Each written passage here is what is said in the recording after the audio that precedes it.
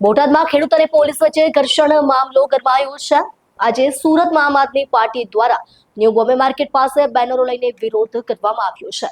Police દ્વારા વિરોધ કરી રહેલા આપ નેતા કાર્યકરોની અટકાયત કરી હતી।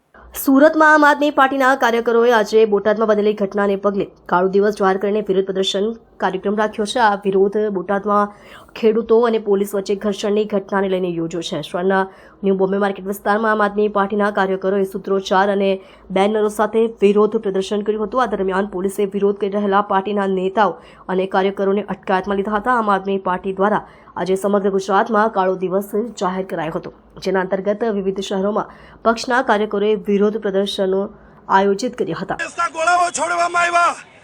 આ ભારતીય જનતા પાર્ટીને સરકારને આમ આદમી પાર્ટી કહેવા માંગે છે કે શું આ ખેડૂતો આતંકવાદી છે?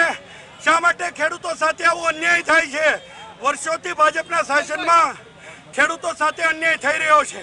આ ખેડૂતોના સમર્થનમાં આમ આદમી પાર્ટી સમગ્ર ગુજરાતની અંદર ખેડૂતોના સમર્થનમાં આજે કાળો દિવસ ઉજવી રહી છે અને આ કાળી ભાજપા સરકાર આ કાળા અંગ્રેજોનો વિરોધ કરી રહી છે।